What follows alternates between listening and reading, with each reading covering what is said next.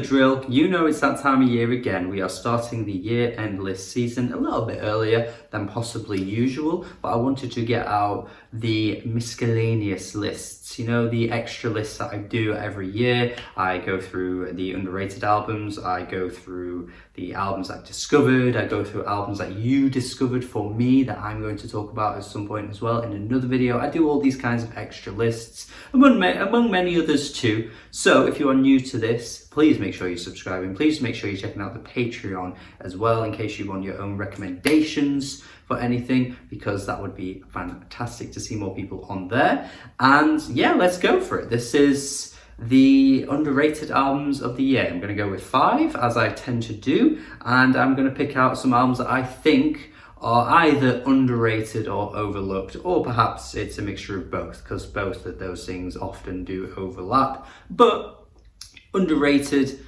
is sometimes a bit of an overused word, whereas overlooked can kind of apply to a bunch of albums that might have got missed by many people and that I think are really, really good and aren't necessarily getting that much attention or haven't got much attention throughout the year. So that is what this list is. Let's not waste any more time. Let's just crack on. Let's get into it. It's mandatory that I start with this one. This is genuinely one of the best hip-hop albums of the year. It's going to go down as one of the best overall albums of the year, and the fact that I am seeing so little talk on it is insane. When we compare him to some of his contemporaries, Jeshi with Universal Credit has put out an amazing first debut album. Super impressive for a debut and immediately recognizable with what he's referring to in the concept and the lyrics as well, which are remarkably written for someone that is still quite young and also new to the game. Like, this is a remarkable feat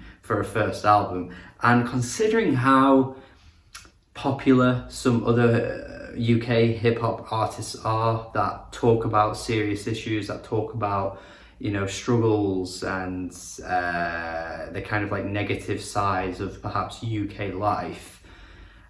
You know, you've got your Lil Sims that has it on a few of her songs.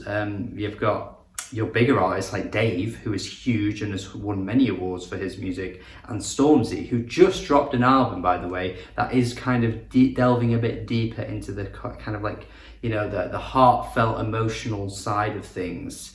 And these are all successful, pretty popular rappers that have won awards and have mainstream success, or either or, one of those things.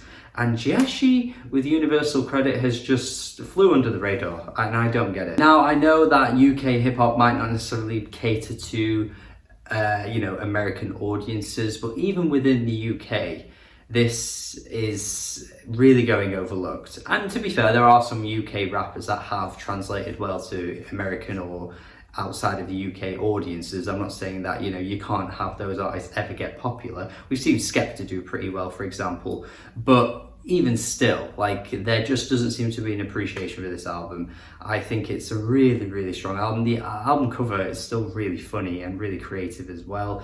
It really captures a lot of what a lot of UK folk really experience. Like, some of the attention to detail with his writing, some of the little references that he makes are truly impressive. Like, this guy gets it. He gets it, man. And I just thought this would have done a lot better with a lot more people out there. But I hope by highlighting this once again in this video, because I've already done a review on it, and perhaps now we can get a little bit more attention drawn to it by mentioning it again here, because this is one of the best albums of the year, easy. As is the next pick, Jeigo. I think Jago dropped a really, really good electronic album here. The tracks are lively, they're pretty, I guess, in your face at times as well, with a kind of like acidy approach to some of the tracks as well, sort of like acid techno realm, while also just kind of sticking, you know, true to the house genre. You guys know over the past few years I've been trying to touch on a lot more of this style of music, because I kind of started to neglect it. When I first started, this channel, I neglected a lot of this kind of music, and I'm still neglecting a lot of metal music as well, low key, but we kind of keep moving and pretend that we don't do that. But I am doing a lot more electronic music, and I'm finding a lot more to love in this style of music as well, and this was one of the year's best. And again, another album that's just gone really overlooked, and I thought there'd be more people out there that would love this. But I don't know, man. I guess, again, if we highlight it here as a second kind of wind for the album, perhaps more people will check it out. But I also understand that not necessarily everyone tends to, even modern music listeners, not that many people out there tend to have that many electronic albums on their year-end lists, or electronic albums that they are raving about on the regular basis. It seems to be slightly under the radar as a genre even today. I mean, mainstream wise, you know, electronic is absolutely flooded, but lots of albums like this just seem to fly completely under the radar, and I would expect there to be more people out there that would love this kind of thing. So yeah, check out Jeigo, really, really good stuff. I want to mention Gold Panda next as well, another electronic album here. And Gold Panda generally has had a pretty decent run for his 4 albums that he's put out so far. He's generally been well received, so perhaps this one isn't necessarily overlooked in the same way that the other ones might be that I'm mentioning in this video, but perhaps a little bit overlooked in the sense that, again, there just seems to be an oozing, brimming audience for this kind of thing that I often see, you know, IDM and Micro House and stuff like that. More so than the Jago album, I'd even say, actually. There should be more listeners on this. And that's why I wanted to highlight in this video as well. I haven't done a full video on this myself because I was saving it for this video, but it's actually a really good album. And it might be even his best to date, because I think he's managed to fine-tune some of the repetitive loops that appeared on his other albums before. I mean, in the second half of the album, I do think it starts to get a little bit repetitive, so it's not quite great for me, this album. But the first half has some absolute ravers on it, some of his best bangers ever.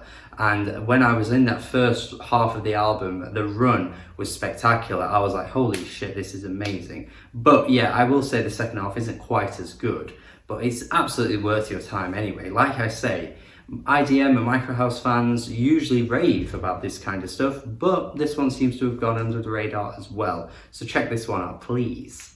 Next we're going to go with some jazz. Tigran Hamasian is an artist who has been putting out some really good music over the past few years, actually. Like, this guy's been really consistent. And for me, this was like the peak, the pinnacle of his craft so far out of the albums I have heard. I feel like Standard is a really lovely listen, absolutely beautiful piano moments across this album. And for jazz, I don't necessarily think it's, you know, reinventing the wheel or doing anything you've never heard before, but just how warm and welcoming it is. I just feel like this album here should be grabbing more attention than it has, particularly amongst the jazz listeners out there as well. I, for one, could probably be doing a better job with listening to more jazz myself, but I know there's a lot of lovers out there for this style of music and for this type of album.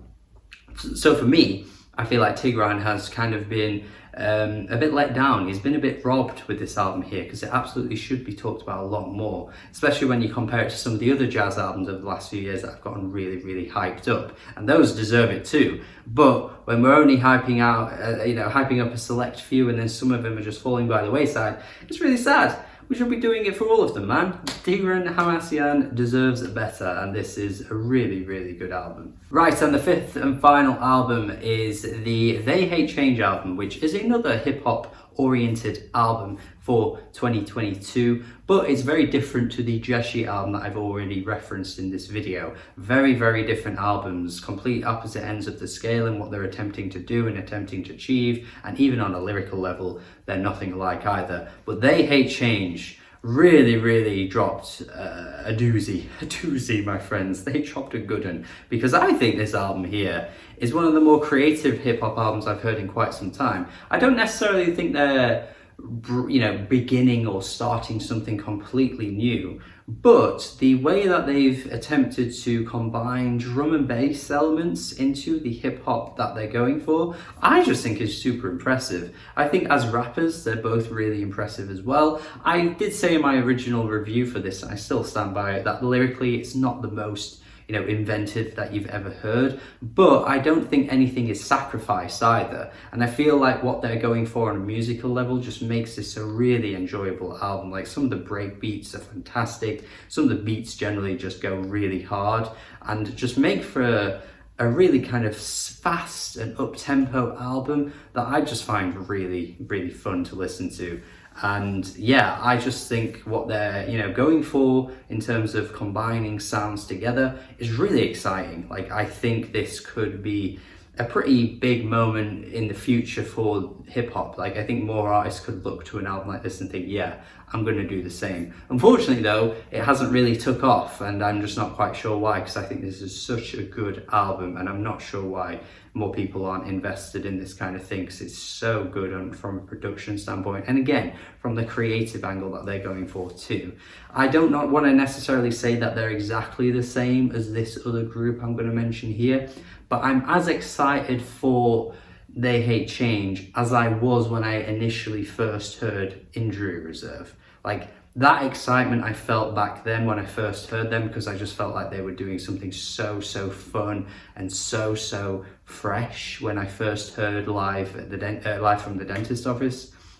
And I feel like hearing this album is quite similar for me. Like, I'm sort of like thinking, yeah, this right here is the sound that I'm going to be listening to for the next few years, because I just feel excited for where they're going to go, and I feel excited for where they're going to take me with their music. That's the same feeling I got then as I'm getting now. So please check this out. And that is all from me. Thank you for watching. I've given you 5 albums here. There are probably a million I could have listed, and I seriously could do so many more videos for this. There could be a part 2 in the future. I wasn't planning it, but if enough people want it, I'm happy to do another and give you 5 more albums, because there's certainly more artists out there that I could be exploring for this video, absolutely. But don't forget, this is only the beginning of the year-end list season. I'm going to sporadically be dropping other videos across the next month, of all kinds of ilk, of all kinds of things, maybe some new ones that I haven't done before as well. We shall see.